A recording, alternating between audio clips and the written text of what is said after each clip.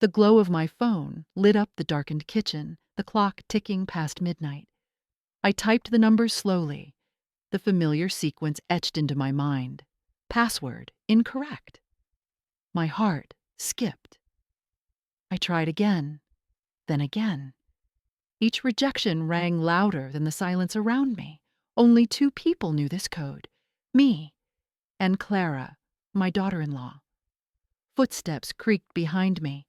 Clara appeared in her silk robe, eyes sharp, arms folded. "Darling," she called out sweetly to my son upstairs, "your mom changed the password.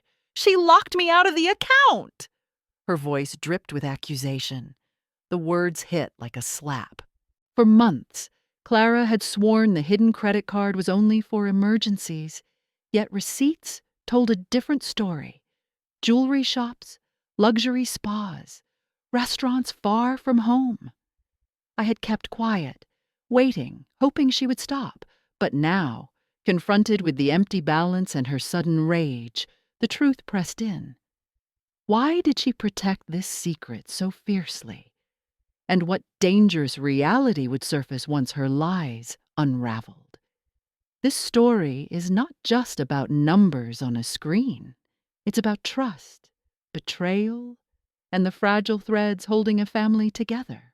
Many of you listening might have faced something similar: money slipping away, secrets hidden behind closed doors, and loved ones caught between loyalty and truth. Where are you listening from today? Share your place in the comments. I love knowing where these stories reach. And who knows, I might choose one of your experiences to tell in a future episode.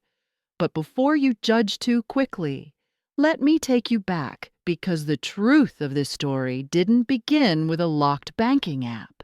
It began with a family that looked ordinary from the outside, but carried cracks too deep to ignore. My name is Evelyn Carter. I am 58 years old, a retired school principal who spent 35 years teaching and guiding other people's children. I live in a 2-story house tucked in a quiet neighborhood, a house that carries memories in every creak of the staircase and every dent in the wooden floors. My husband passed away 3 years ago, leaving me with both grief and a sizable responsibility to protect the savings and property we built together. The house is worth nearly $500,000, and there is a retirement account of close to $300,000. That money is not just numbers. It is security, stability, and my final gift to my only son. My son, Daniel, is 32. He is my pride and joy, a hard-working architect with a heart too gentle for his own good. Since childhood, he always wanted to build things that lasted: bridges, schools, homes. He has always been a dreamer, and sometimes that dreamer's heart blinds him to reality. When he fell in love with Clara, he saw only her charm, her bright smile, her ambition. What he didn't see, or perhaps refused to see, were the subtle ways she bent truth into something unrecognizable. Clara is 29, sharp and polished, with a laugh that can fill a room and eyes that flicker like restless embers.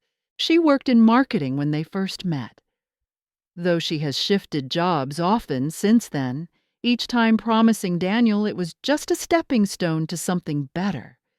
She came from a modest background, and I never judged her for it. What unsettled me was not her origin, but her constant hunger for more, for better, for things she could show off. From the start, I wanted to welcome her. I told myself that families are built on patience and acceptance. I shared my kitchen, my traditions, even the passwords to shared household accounts when they moved in with me temporarily during renovations on their apartment. I thought trust would make her feel included. Instead, it gave her access to things she should never have touched. The tension didn't explode overnight. It grew slowly, like water seeping into a crack, freezing, expanding. until one day the foundation split. At first, I noticed small things, purchases that didn't align with what Daniel and Clara had told me. A pair of designer shoes in the hallway, tags still attached. Spa receipts folded into her purse. Daniel insisted they were gifts, rewards, for Clara's hard work. I didn't argue, I only observed. But inside, I kept count. Like tally marks carved into invisible walls. Our home, the one I had shared with my husband for 30 years, became a stage where these silent dramas unfolded. The smell of old wood mingled with the scent of Clara's imported candles, and the warmth of the kitchen where I once baked cookies now carried the constant buzz of her phone calls. She was always scrolling, always posting, her voice echoing through the living room as she updated her followers about the perfect family life. Meanwhile, bills quietly stacked up in drawers, each one gnawing at my peace of mind. I am not a woman easily rattled. A principal must learn patience, discipline, and the strength to face storms. But this was different. This was not a classroom of children testing boundaries. This was my family, my son's happiness, and the future we all depended on. The stakes were no longer abstract.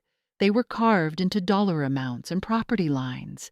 If Clara drained those accounts, Daniel would be left vulnerable. If she manipulated the deeds and documents, even the house I was sitting in could slip from my hands. Family gatherings began to feel staged. Around the dining table, we smiled for photos, yet beneath the surface, the air was heavy. The sound of forks against porcelain was often sharper than the conversation itself. I noticed how Daniel looked at Clara with admiration, while she looked at me with something closer to calculation. I kept my worries to myself, not wanting to appear like the meddling mother-in-law. Society loves to paint women like me as overbearing, controlling. I wanted Daniel to have his independence, his freedom to build a life. But freedom without boundaries can become destruction. And so, I remained silent longer than I should have, watching, waiting, keeping evidence tucked away in the back of my mind. The first real fracture came when Daniel told me they were thinking of starting a family. Clara's excitement seemed genuine, her voice rising with every mention of nurseries and baby names. Yet I couldn't ignore the way her shopping habits escalated. Luxury strollers appeared on her Pinterest boards. High-end maternity fashion filled her online carts. It wasn't about the baby, it was about appearances, about showing the world she could have everything. Still, Daniel believed. He worked longer hours, bringing home blueprints and sketches, exhausted yet eager to give her the world. My heart ached for him. I wanted to protect him, but I also knew that protection could look like interference if I wasn't careful.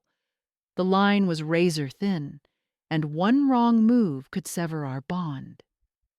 Then came the account, the secret card Clara had persuaded Daniel to open, just in case. She had promised it would be used sparingly, only for emergencies.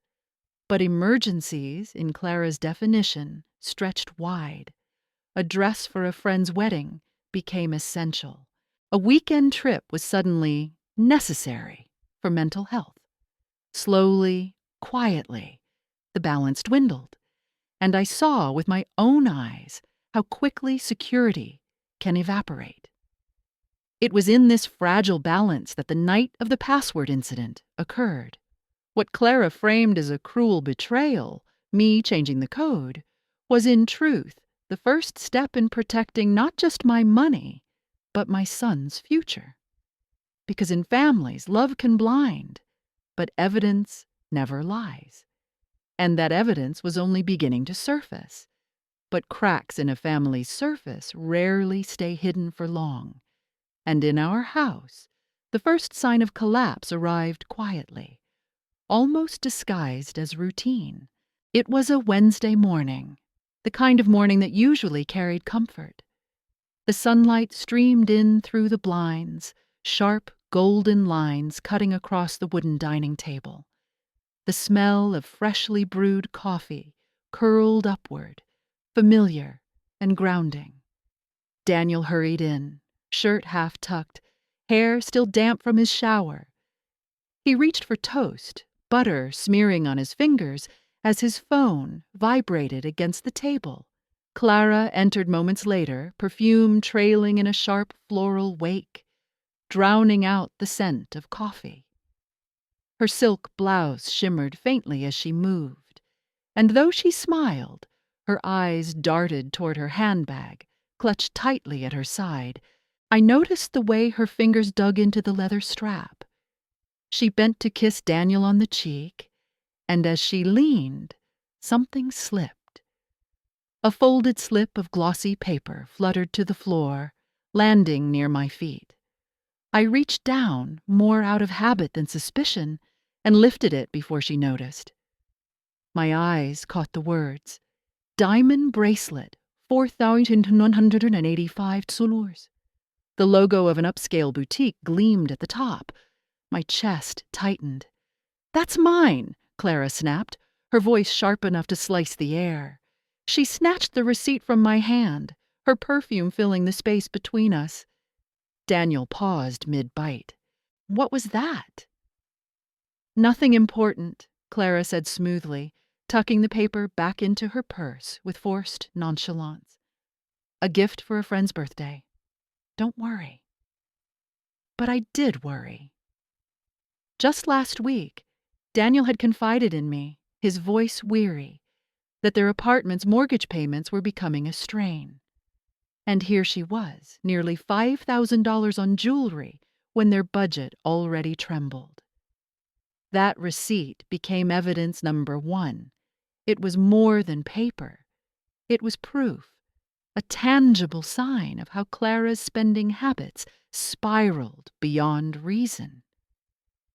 In the days that followed, unease grew heavier.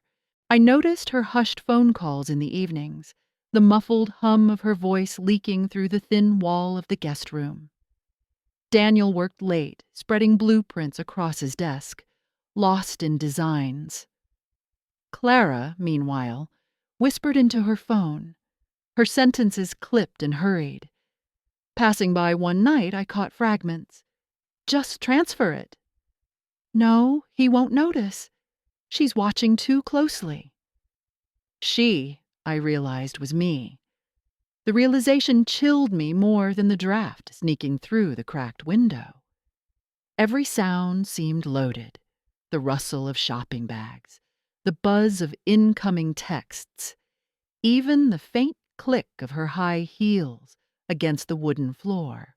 The house felt heavier, as though secrets pressed down on its beams. One evening, unable to hold my silence, I spoke.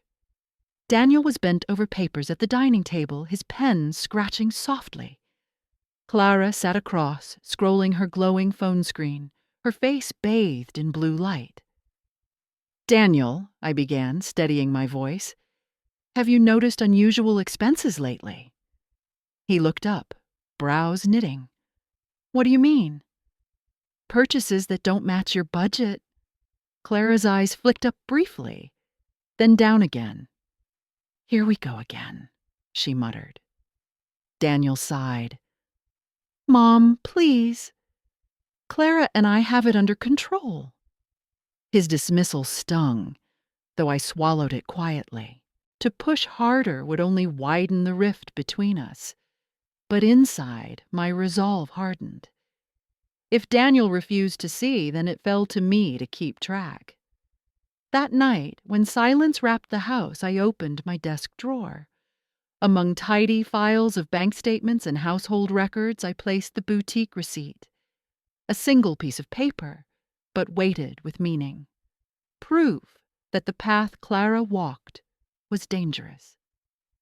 As the drawer shut with a soft click, the wind outside rattled the windows. The house groaned as if echoing my unease. I knew deep down this was only the beginning. Once you find the first crack, you can never unsee it. And once evidence takes shape, it demands more will follow, whether you are ready or not. But the first receipt was only the spark, and sparks rarely fade by themselves. They find fuel, catch, and before long, the whole house is at risk of fire. After that morning with the bracelet receipt, the rhythm of our home shifted. Daniel buried himself deeper in work, coming home later, shoulders slumped beneath exhaustion. He looked worn, as though the weight of both his career and his marriage pressed down on him. Clara, on the other hand, seemed lighter, almost energized. She moved through the house like it was a runway, glossy shopping bags swinging from her wrists. The constant rustle of tissue paper followed her, sharp, grating, like laughter at my expense. Saturday arrived cloaked in a thin peace. I tried to restore balance with the scent of cinnamon drifting from French toast, sizzling in butter. The kitchen was filled with warmth, the sound of bacon crackling in the pan. For a moment, it almost felt like the home I used to know. Then Clara swept in, her perfume sharp and floral, slicing through the comfort like a knife. She placed her phone carelessly on the counter, screen glowing. The device buzzed once, sliding a fraction closer to me. My eyes caught the preview. Transfer confirmed. $2,000 withdrawn. The spatula trembled in my hand. Clara hummed a tune, completely unaware. She poured herself juice, her movements deliberate, too casual to be honest. Then she left the kitchen, her phone abandoned on the counter. I stood frozen. Conscience battled with instinct. I told myself I wasn't invading privacy. I was protecting Daniel, protecting everything my husband and I had built. My hand hovered, then lowered. The banking app was open, but it wasn't Daniel's account. This one was different, tucked away, secret. My pulse thundered as I scrolled. The screen revealed multiple transfers over the past month, each one between $1,000 and $3,000. Each one directed to the same name, Marissa Gray. My breath caught. Nearly $12,000 gone. I whispered the name, tasting its strangeness. Who was she? A friend? A lender? A stranger? Or something worse?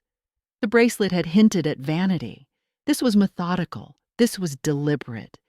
That moment gave me evidence. It wasn't just reckless spending anymore. It was a secret system. The sound of heels clicking against tiles snapped me back. Clara re-entered, eyes narrowing as they landed on the phone. She picked it up with practiced ease, a smirk tugging at her lips. "Snooping, are we?" she asked, her voice soft but edged with steel. "I wasn't snooping," I replied calmly, though my chest thudded. "Your phone buzzed near the stove." She tilted her head. "You should really find yourself a hobby." She smiled, but it wasn't warmth. It was warning. That night, I couldn't sleep. The grandfather clock ticked louder than usual, each second stretching thin. The wind clawed at the shutters. The house groaned in protest. I saw numbers flashing in my mind, transfers scrolling endlessly. And always, the name repeating, Marissa Gray. The following morning carried a thin chill despite the sunlight streaming through the blinds. The dining room glowed in gold, yet the warmth refused to reach me. Daniel sat at the table, hunched over his sketches, pencil smudges marking his fingertips. His coffee cup steamed untouched, spirals rising and vanishing like unspoken words. I wanted to speak, to share what I had discovered, but hesitation bound me. To accuse Clara without proof in Daniel's eyes would brand me the interfering mother, the very role I had sworn not to become. Still, the silence pressed down like a weight. Clearing my throat, I asked carefully, "Daniel, have you ever heard of a woman named Marissa Gray?" His brow furrowed, confusion plain. "No. Why? Who is she?" "Just a name I came across," I answered quickly, forcing a smile I didn't feel. Before he could ask more, Clara entered. Her laughter bubbled too brightly, unnatural in the quiet room. She placed a manicured hand on Daniel's shoulder, bracelets clinking together like tiny chains. Her gaze flicked toward me, sharp, knowing, deliberate. "What's for breakfast?" she asked sweetly. That glance told me everything. She knew I had seen the transfers. From that moment, her behavior shifted. She guarded her phone like treasure, locking it obsessively. Her purse never left her arm, even when she moved from room to room. She glanced over her shoulder more often, as though shadows followed. And Daniel? He noticed none of it. His trust in Clara was unshakable, blinding him to every signal. But I could no longer deny reality. Clara was hiding more than shopping habits. She was hiding intention. That night, long after Daniel had fallen asleep, I sat at my desk with a single lamp glowing. I opened my notepad and carefully copied the details I had memorized: dates, amounts, recipient. My handwriting was steady, though my heart thundered. These were not random indulgences. They were deliberate, patterned withdrawals. Nearly $12,000 in 4 weeks. At that pace, how long until Daniel's savings vanished? How long until the inheritance I had fought to protect dissolved into air? I opened the drawer where the boutique receipt lay folded. Its glossy paper gleamed faintly in the lamplight. Placed beside my notes, the evidence shifted in meaning. The bracelet had seemed like vanity, but now it looked like camouflage. Clara wanted us to focus on her visible spending, not on the quiet siphoning happening in secret. My pulse quickened as I realized the truth.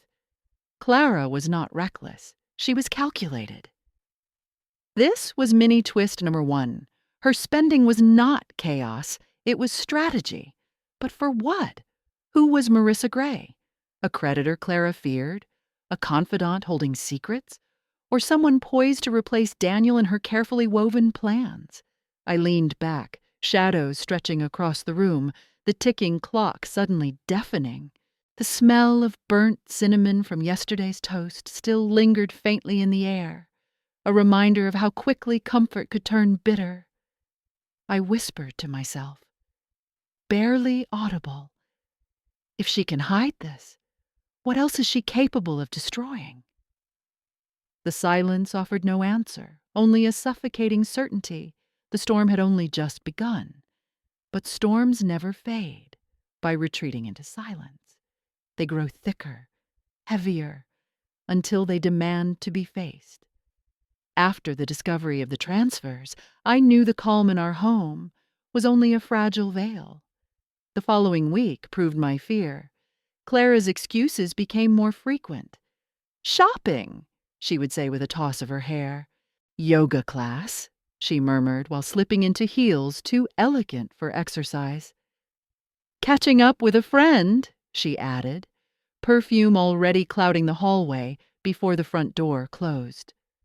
Daniel accepted every word without pause. I, however, began to observe more carefully, listening for the details that betrayed her. One evening, the kitchen filled with the comforting aroma of roasted chicken. I basted the meat, trying to cling to routine. The golden skin crackled softly beneath the spoon. Then Clara entered, scarf draped elegantly around her neck. I had never seen it before, the faint scent of expensive perfume, heady, musky, wrapped around her like smoke. She poured herself wine, humming as if nothing were amiss. Her phone buzzed on the counter. Before she could snatch it, my eyes caught the message preview. See you Thursday, same hotel, room 314. Don't be late. M. My breath caught. Heat drained from my face. Was M. Marissa Gray, Clara noticed. Her hand moved swiftly, locking the screen, her lips curving into a smile stretched too tightly. Work client, she said, with forced lightness. They're very demanding. A client who scheduled meetings in hotel rooms? My stomach knotted.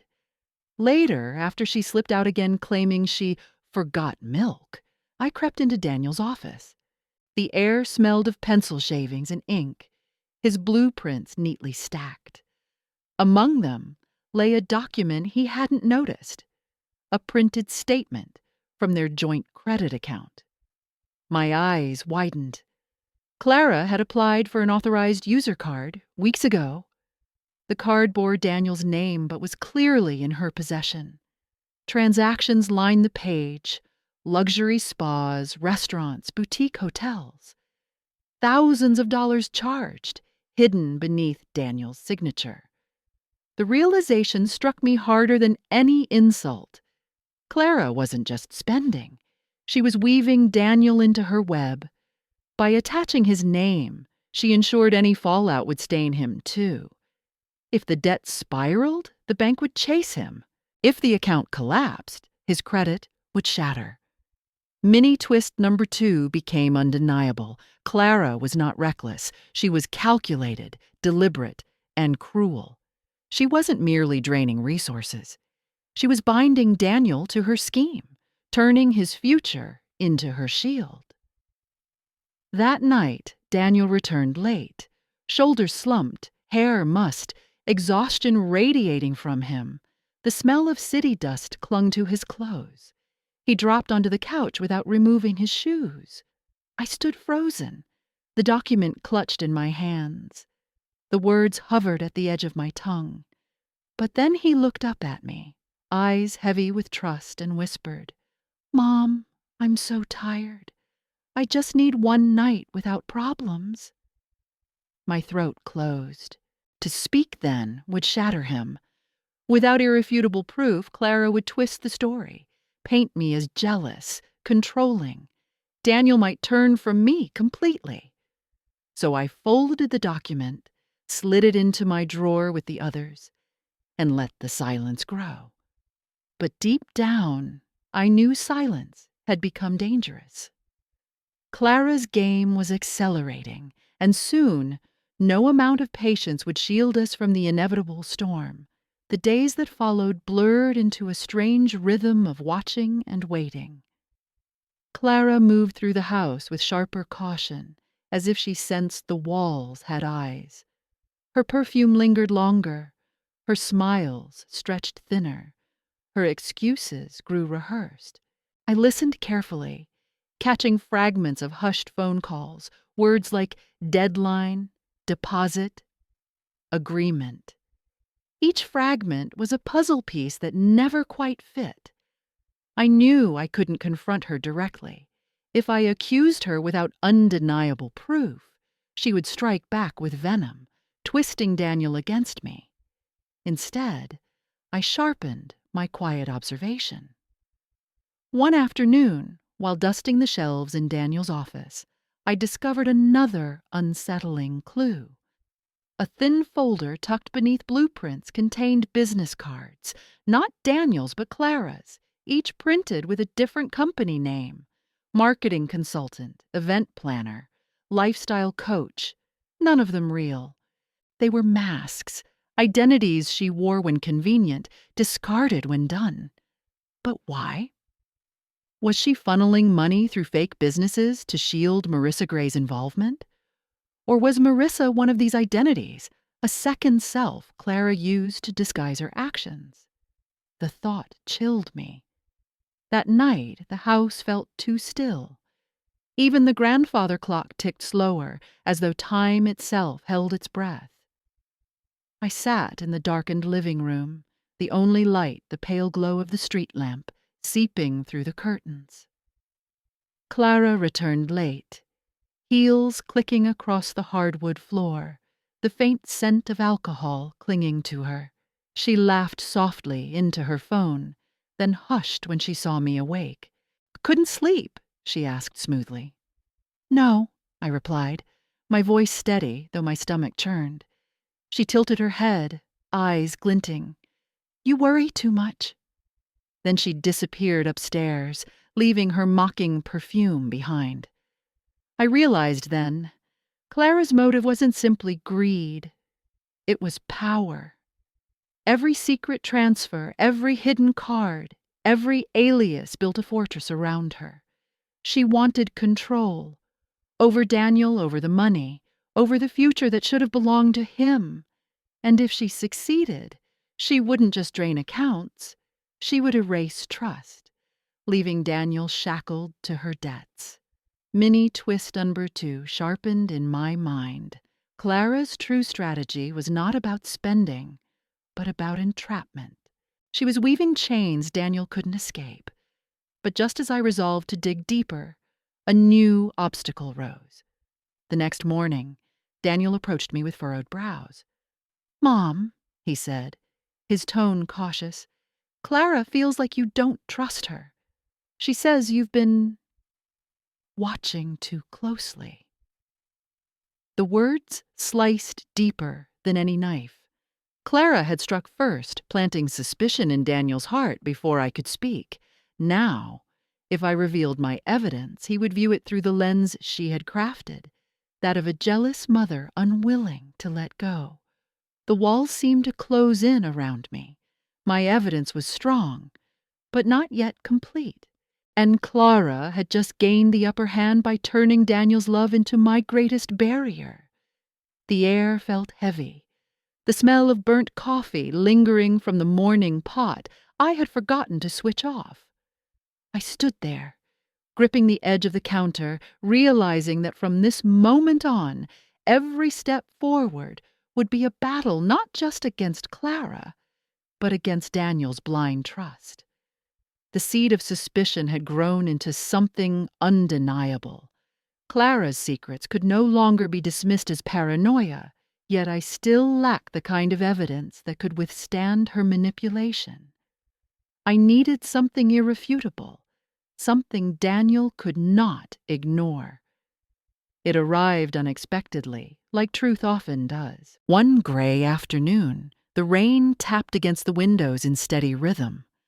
I sorted through the week's mail at the kitchen counter, the faint smell of damp paper clinging to the envelopes. Most were ordinary: bills, flyers, a magazine subscription renewal. Then one envelope, thicker than the rest, caught my eye. It was addressed jointly to Daniel and Clara, marked confidential. Legal notice. My hands trembled as I slid it open. Inside was a copy of a loan agreement. Clara had borrowed $30,000 from a private lender. The document bore Daniel's forged signature as guarantor. My pulse hammered. The paper felt heavy, its ink sharp and cold against my fingertips. This was evidence of 3. Unshakable, undeniable, devastating. The room swam.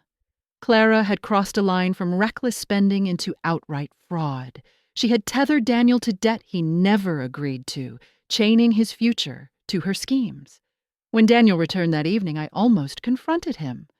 But Clara arrived first, radiant in a new dress, laughter filling the hallway. Daniel's tired smile followed her, blind and trusting. My throat locked. Without proof placed directly in his hands, he would side with her. He always did. So I made a choice. That night, long after the house went quiet, I laid the document on my desk beside the receipts, the transfer notes, the credit statement. My fingers brushed across the damning lines of Clara's forged signature. The decision crystallized in me. I could no longer remain silent. But how? Confronting Clara alone was dangerous. She wielded words like weapons, Confronting Daniel without strategy risked alienating him forever. I needed to secure the evidence, to protect it, and then bring it forward in a way she could not twist. My heart pounded as I slid the papers into a thick envelope and hid it beneath the false bottom of my filing cabinet. My husband had built that drawer years ago, its hidden compartment known only to us. The faint smell of cedar rose as the wood shifted back into place, sealing the evidence away. In that moment, I crossed the line. I was no longer the silent observer. I was preparing for battle. The rain outside intensified, rattling against the glass like insistent fingers. Thunder rolled low across the sky. I whispered to myself, steady, certain. This ends with truth. Whatever it costs. There was no turning back. The next morning, the house felt different, as though the very walls carried the weight of what I had uncovered. The envelope hidden in my drawer pulsed in my thoughts like a second heartbeat. Silence no longer felt safe. It felt complicit. Daniel left early, his briefcase tucked under his arm, his coffee abandoned on the table, steam curling upward like an unanswered question. Clara lingered behind. She scrolled her phone, her gaze flicking to me in sharp, calculated glances. She knew something had shifted. Perhaps she couldn't name it yet, but suspicion glimmered in her eyes. That evening, Daniel returned exhausted, shoulders sagging beneath the day. "I'll take a quick shower," he murmured, voice heavy with weariness. The sound of running water soon filled the upstairs hallway. I seized the moment. Entering his office, I switched on the desk lamp. The pale glow revealed blueprints scattered across the desk, smudged with pencil and ink. My hands shook as I placed the thick envelope directly on top. For a moment, I hesitated. Exposing Clara meant tearing Daniel's world apart, but to keep silent meant allowing her to destroy him piece by piece. Footsteps sounded behind me. Clara appeared in the doorway, framed in warm hall light, her shadow stretching long across the floor. Her eyes darted from my hands to the envelope. Her lips curled into a smile that never reached her eyes. "What's that?" she asked lightly, though her voice carried steel. "Household papers," I answered evenly.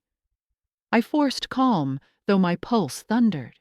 She stepped closer, perfume thick and suffocating. "You've been busy lately, haven't you?" I met her gaze, refusing to blink. "Some things can't stay hidden forever." Her smile faltered, then sharpened again. "Careful, Evelyn. You might destroy peace that doesn't need breaking." Her heels clicked as she turned away, each step a warning. She no longer underestimated me. She knew I was moving against her, and the air between us hardened into open hostility. That night, I lay in bed staring at the ceiling, the rhythm of rain against the window echoing my racing thoughts. My husband's words whispered in memory. "Protect what matters, even when it costs you peace." I understood then that peace built on lies was no peace at all. The decision was sealed. There was no turning back. At dawn, I brewed coffee, its bitter aroma grounding me. I carried the envelope to the dining table and set it in plain sight. The kitchen felt charged, as though the walls themselves waited. When Daniel entered, hair tousled, eyes half shut, he noticed it immediately. "Mom, what's this?" he asked, brow furrowed. My throat tightened, but my voice held steady. "It's something you need to read. No more waiting, Daniel. It's time you knew the truth." He reached for the envelope, fingers brushing the paper. In that moment, I knew. We had crossed the threshold. Whatever followed, our family would never return to what it once was. The point of no return had arrived. The morning Daniel opened the envelope, the entire house seemed to stop breathing. Even the refrigerator's hum sounded distant, faint. He sat at the dining table, shoulders hunched, papers fanned out before him like weapons laid bare. His eyes moved line by line, reading the forged loan agreement, the transfers, the signature that bore his name, though he had never touched a pen. His lips parted, his hands shook, the color drained from his face. "Mom," his voice cracked, raw, frightened. "Please tell me this isn't real. Tell me you're wrong." My chest ached as I reached across the table, laying my hand over his trembling one. "It's real, Daniel. I waited until I had proof you couldn't ignore. I'm sorry." The sound of heels broke the silence, measured, confident. Clara entered, perfume preceding her, sharp and floral. She smiled brightly until her eyes caught the document spread across the table. Her steps faltered. Her face stiffened. "What's this?" she demanded. Daniel looked up slowly. His eyes were cold, unfamiliar. "Sit down." Her chin lifted. "Excuse me?" I said, "Sit." His tone sliced through the air. Reluctantly, Clara lowered herself into the chair opposite him. She crossed her arms, forcing a smirk. "Let me guess. Evelyn's been whispering poison again?" Daniel's fist crashed against the table, rattling the cups, making coffee spill over the edge. "Don't you dare! These are your signatures, $30,000 in debt, and my name forged as guarantor. Do you deny it?" Clara's eyes flicked, lips parting, then curling into a laugh that sounded brittle. "It's not what you think. It was business, temporary. I was fixing it before you ever noticed." "By forging my signature?" His voice boomed, louder than I had ever heard. She flinched but pressed on. "I did it for us. You're always stressed. I thought I could manage. I wanted to spare you worry." "Don't twist betrayal into love." Daniel shoved his chair back and stood, towering over her.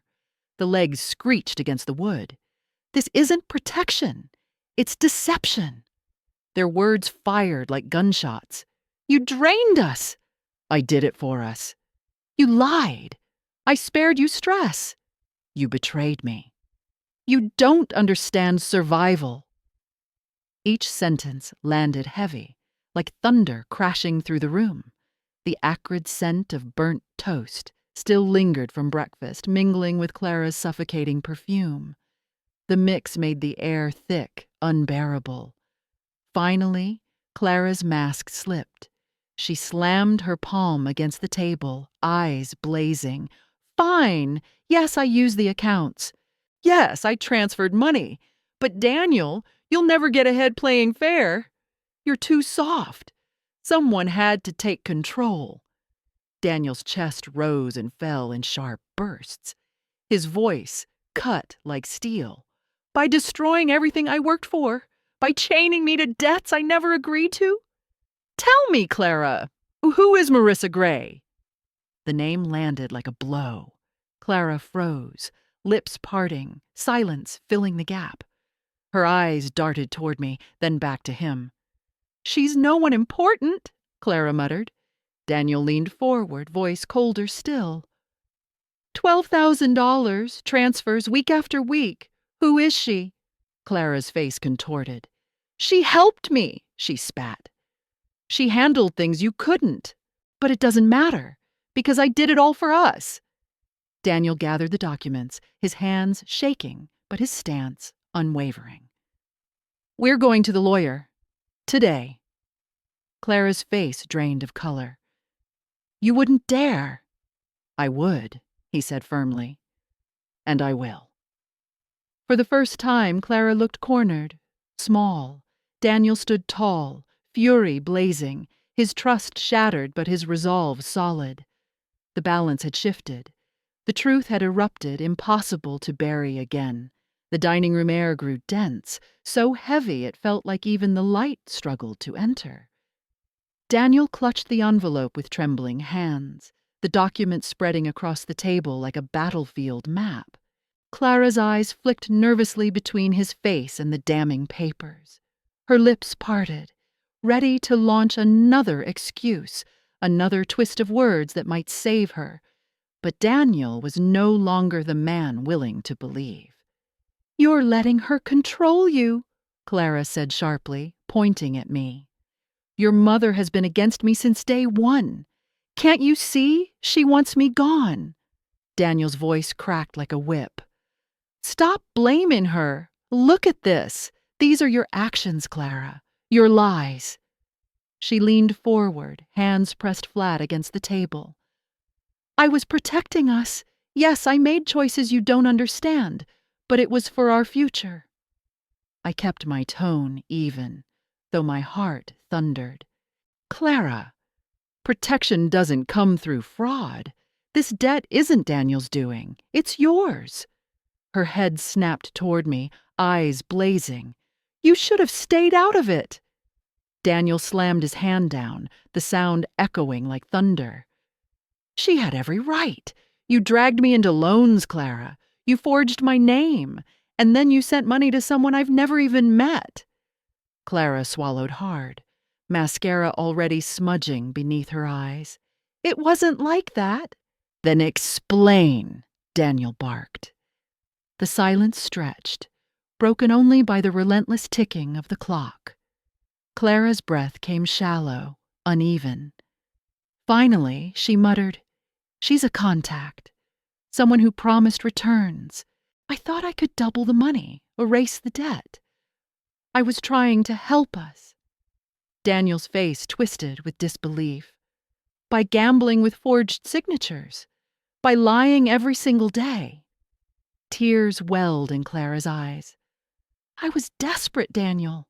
I wanted us to have more. Security, status, everything you deserve." His voice cut through, cold and sharp. "No, you wanted control. Don't dress it up as love." The words landed like a blow. Clara's body sagged back into her chair. Her perfume still hung in the air, but her presence no longer dominated the room. Daniel gathered the papers with shaking hands, his jaw set. "We're going to the lawyer. Today." Clara's head jerked up, panic flooding her face. "If you do this, everything unravels. They'll come after us, our accounts, the house, your reputation." "Our?" Daniel's voice rose.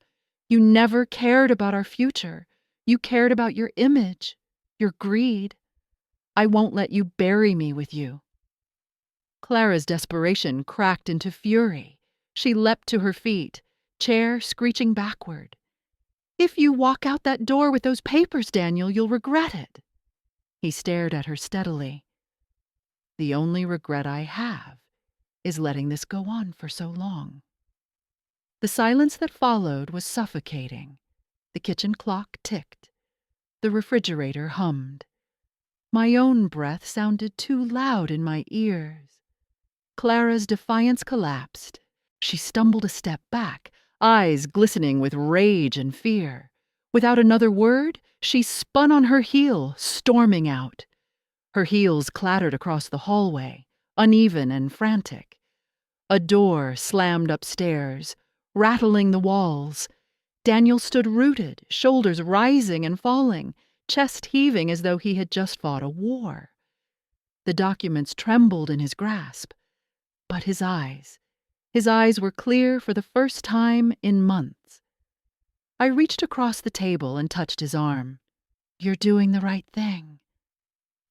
He nodded, though his voice shook. "This ends today."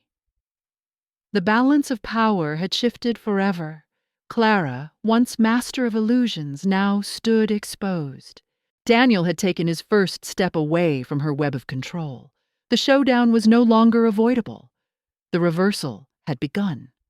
The storm had broken, and what followed was the long aftermath, messy, painful, but necessary. 2 days later, Daniel and I sat in the office of a family lawyer. The air smelled faintly of polished wood and ink, the fluorescent lights buzzing overhead. Daniel's hands trembled as he laid the documents out, the loan agreement with the forged signature, the receipts, the transfers to Marissa Gray. The lawyer adjusted his glasses, scanning each page with steady eyes.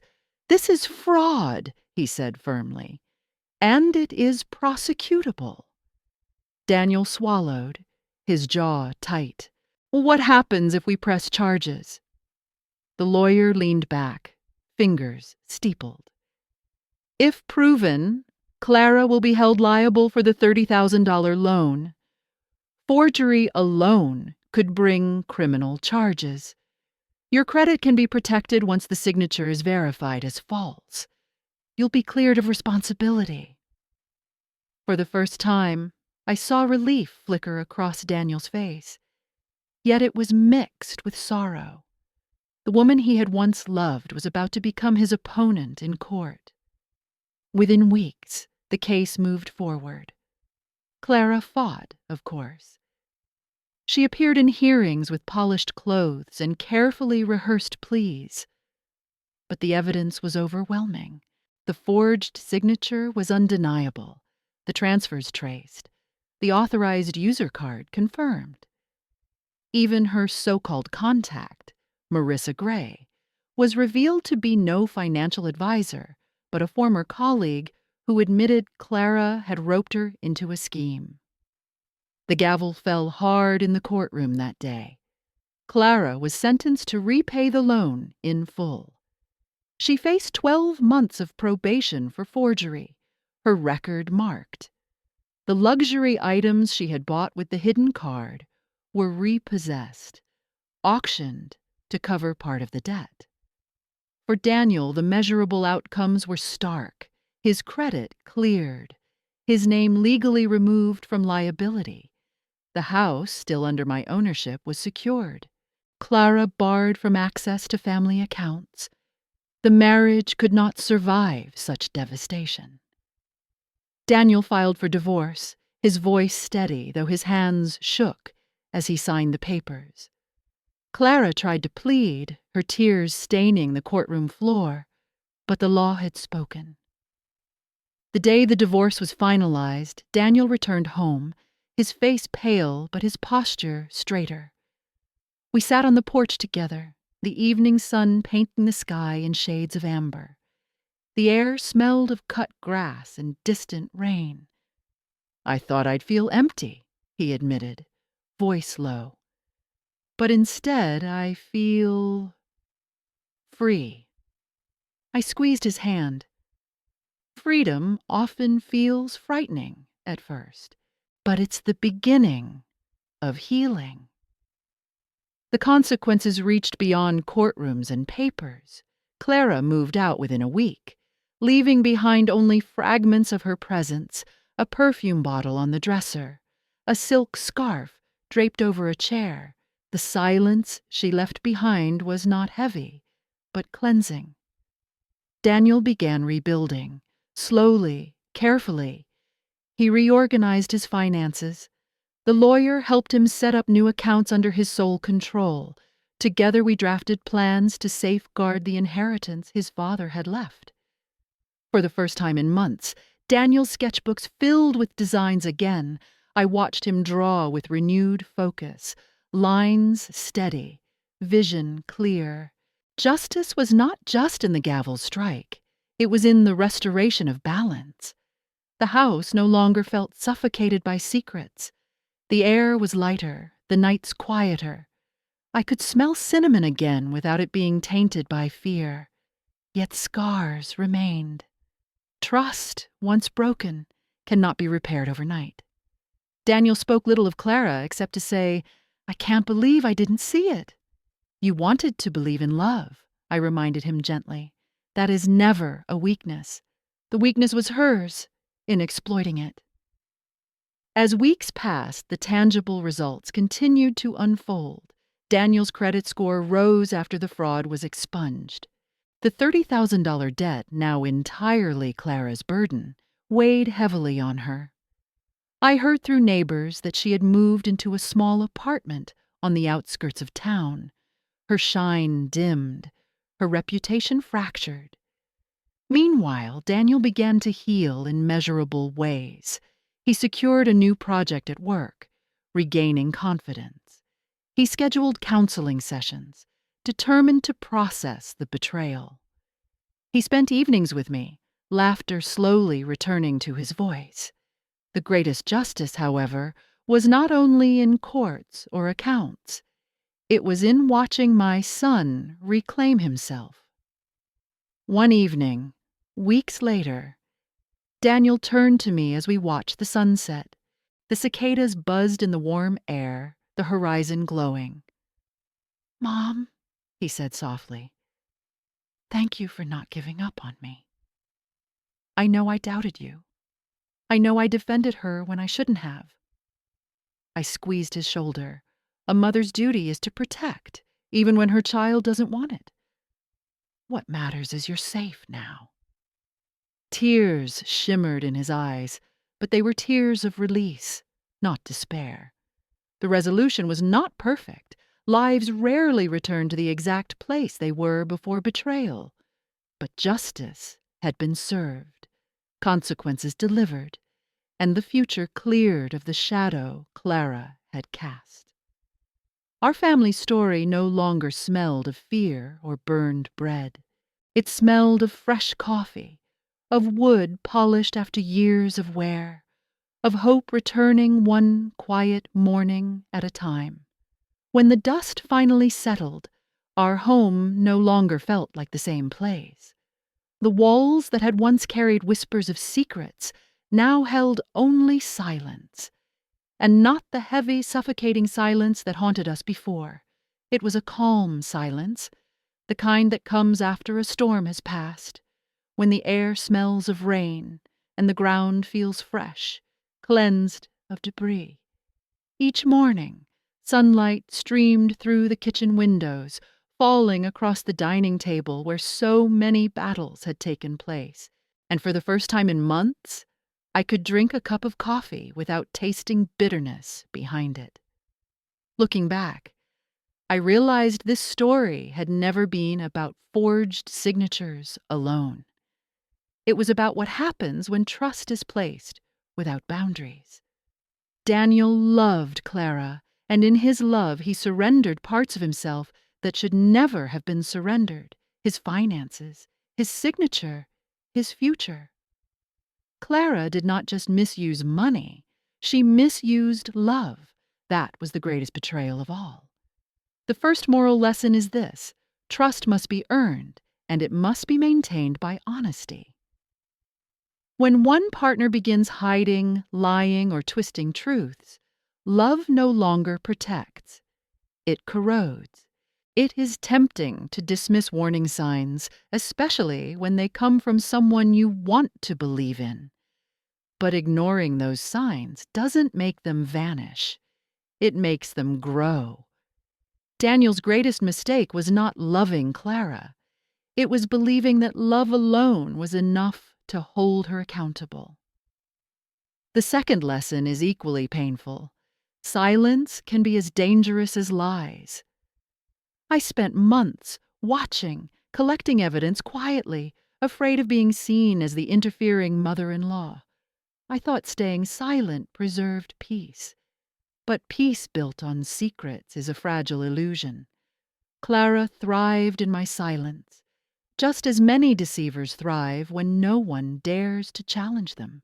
The day I decided to act, to gather undeniable evidence and place it before Daniel, was the day the cycle of manipulation began to end.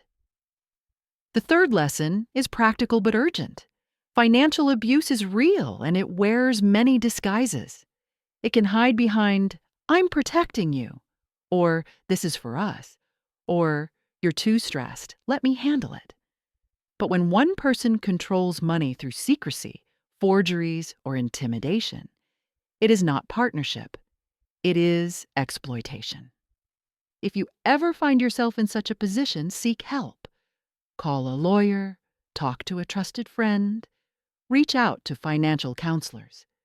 In many countries, there are hotlines dedicated to financial fraud and abuse. Use them, because waiting too long can cost not only money, but years of your life. Daniel's journey did not end with the gavel in the courtroom. Healing came slowly, in steps almost too small to notice. He canceled joint accounts, opened new ones in his name alone. He filed his finances neatly, creating folders labeled with dates and totals. He started attending therapy, where he spoke not only of betrayal, but of his guilt. Guilt for not seeing sooner. Guilt for doubting me. Watching him rebuild was painful, but also beautiful. Each sketch he drew in his notebook, each new project he completed at work, felt like a stone laid in the foundation of his new life. Clara's downfall was sharper. Her debts became hers alone. Her reputation fractured under the weight of public record. Neighbors whispered. Colleagues distanced themselves. The woman who once swept into rooms with perfume and polished heels now lived in a smaller apartment on the edge of town. And though part of me still pitied her, I knew the consequences were necessary. She had built her power on deception, and deception cannot last forever. For myself, the journey reaffirmed what my late husband had always said. Protect what matters, even if it costs you peace. Protecting Daniel meant risking his anger, risking my role in his life, risking being misunderstood. But love that refuses to protect is not love at all. It is cowardice. I would rather face his resentment than watch him lose everything. And in the end, truth restored what silence would have destroyed. So what do I want you, the listener, to take from this? First, guard your trust. Give it freely, yes, but never blindly. Demand honesty, because honesty is the only soil where love can grow. Second, do not mistake silence for kindness. Sometimes speaking is the greatest act of care. And finally, understand that justice is not just a legal concept. It is the restoration of balance, the clearing of shadows, the return of breath after suffocation. If you've followed this story to the end, I ask you to pause and reflect. Have you ever seen trust abused in the name of love? Have you ever kept silent when you should have spoken? Share your story in the comments. Your voice may be the very thing someone else needs to hear. And if this story resonated with you, I invite you to subscribe. Each week I bring stories like this, not to entertain with drama, but to remind us all of the importance of boundaries, of respect, of law. By supporting this channel, you help bring truth into the light, and you help build a community where no one has to feel alone in their struggles. Because in the end, these stories are not only mine or Daniel's. They belong to all of us who have faced betrayal, who have chosen truth, and who have discovered that peace born from honesty is the only peace worth keeping.